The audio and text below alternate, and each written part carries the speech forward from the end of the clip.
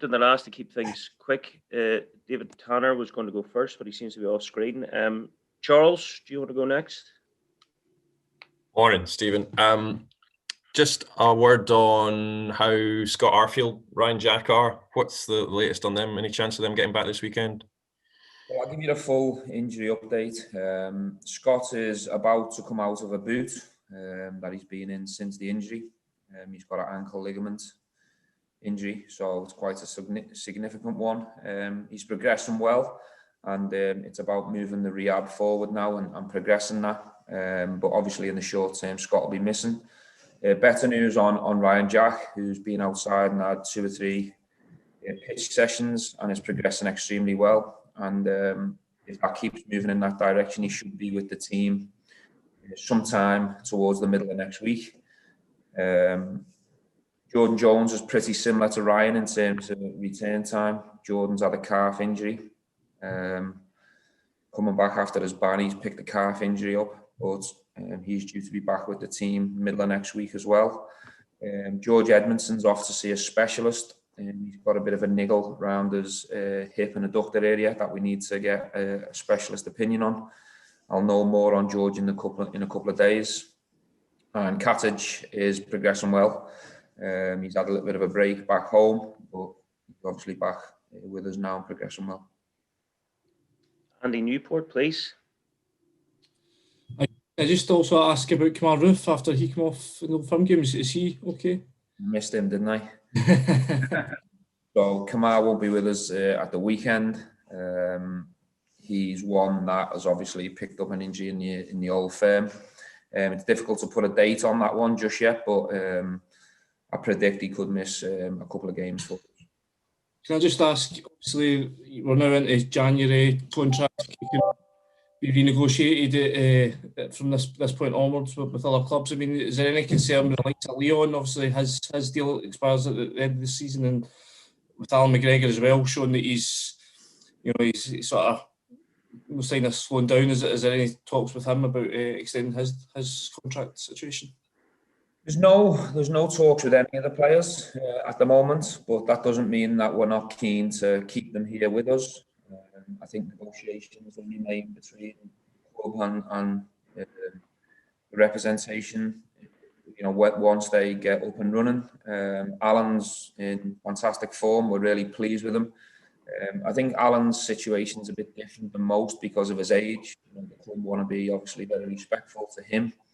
I think it'll be a case of what Alan wants to do. So at the right time, I'll sit down with Alan and we'll talk to his people who represent him, and we'll have an open discussion on that one.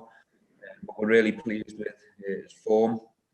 It won't be a case of judging him on his age. It'll be a case of what Alan wants to do and what he wants in terms of his own future, and we'll be very respectful to that. Leon is someone who we want to keep hold of. He knows that. He's performing ever so well.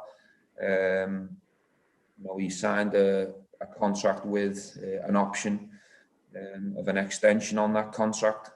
He's doing ever so well, and we want him to be here beyond this season. So there's no rush in terms of that one. Leon knows he's wanted here. I think he's enjoying it. He's playing with a smile on his face. And he's someone who's come in and made the team and the squad a lot stronger. So we're very pleased with him as well. In terms of everyone else, it's a case of let's be patient and wait for the right time. And at the right time, we will reward the individuals that need rewarding. Very good. Jordan Campbell, please. Hi, Stephen. Obviously, the fullbacks are quite well known to be a major threat for the team. It seems like in recent weeks, I don't know if you felt that teams have started adapting to that and trying to almost shut James Tavernier at the game. I think that's pretty normal. That teams and managers are going to have a look at Rangers' strengths and try and nullify them strengths. But I think it'd be very disrespectful to me, to the other coaches that I'm competing against, if I said this is just a recent thing. I think people seem to think that St Mirren were the first team to try and stop James Tavernier in my 2.5-year tenure, which is so far from the truth, because you've got to respect all the managers and the coaches in the league. They're always going to try and nullify Rangers' threats, but we have to be able to adapt in game, before games, we have to have different tools to react to different situations. St Mirren tried to stop us in the second game in the league and we won the game 2-0. So it's about us being able to have the right tools and being able to adapt within game and being ready for whatever teams try and do to stop us. But the good thing is we're not reliant on just one player. We've got strengths all over the park, so that's a good place to be in. Alison Conroy, please.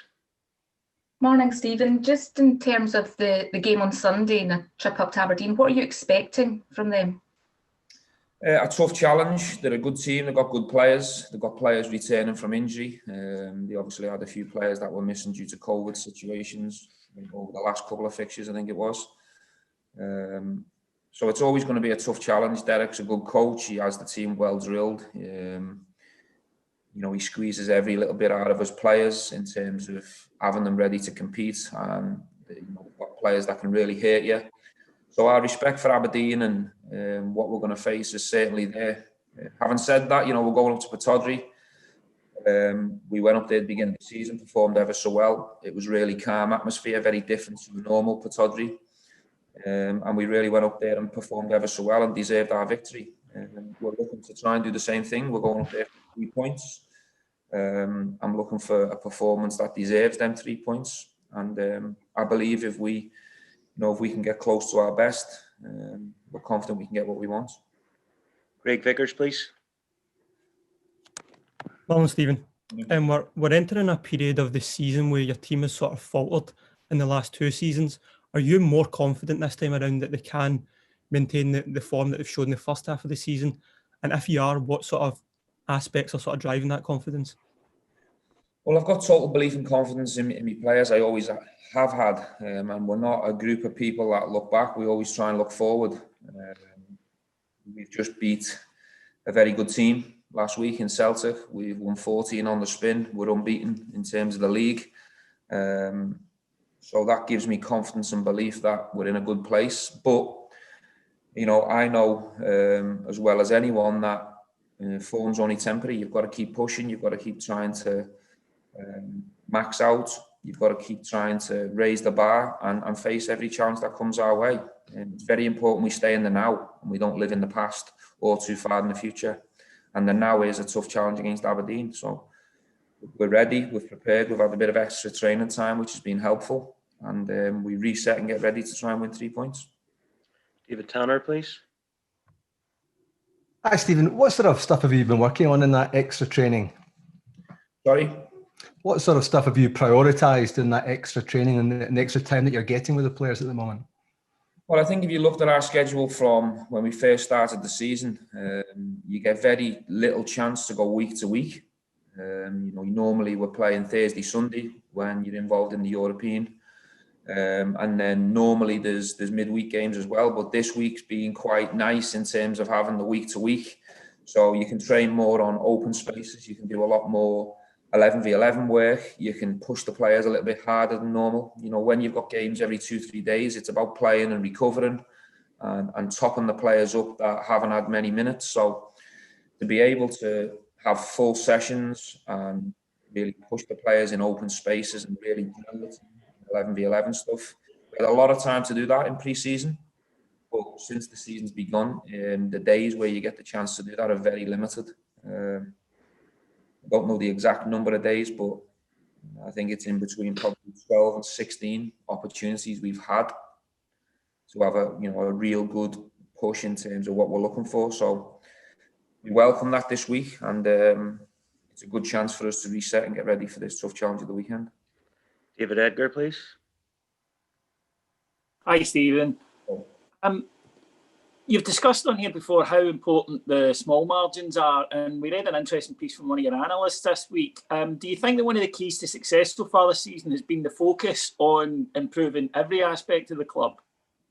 We've had no success this season, David, just yet. It's something that we're working towards. Everyone's pushing in the right direction for this season to be a success. And from the beginning of the season, or even back to when the season was curtailed last year, it was my job to analyse where we were. Everyone had to self-reflect from an individual point of view, and we need to find the areas where we needed to improve. But it's always been a constant thing in terms of trying to find the marginal gains and the small margins to push everyone in every area. The staff around the first team, coaching staff, have been superb. Everyone's on the same page in terms of trying to push these players to improve them as a group and individuals. So, yes, marginal gains is something that we always try and focus on. Thank you. And finally, Raman, please.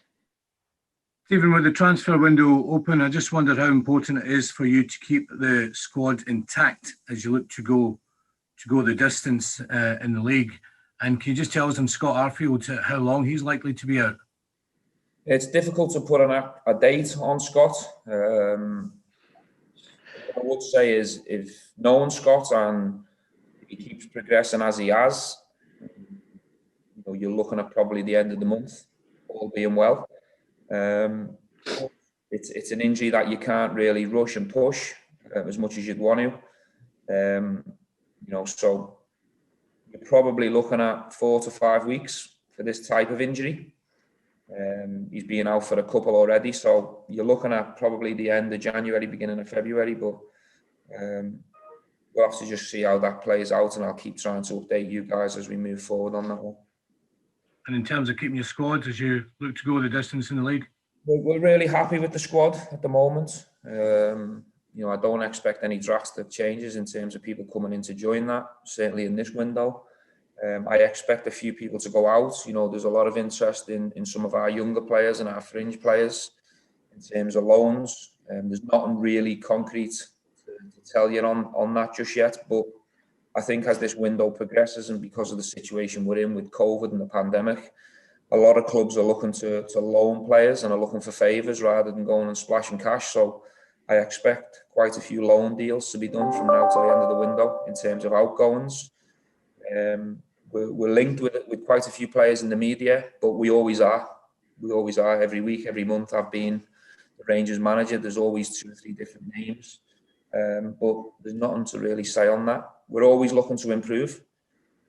If something came available that was of interest, we'd pursue it, but there's nothing to tell you guys about. There's nothing going to jump out in the coming days that's going to surprise you, that's for sure. I was thinking more of the key players. Obviously, there was interest in Morelos in the last window. Whether you'd be able to pull that off this time round? No one's going out the door.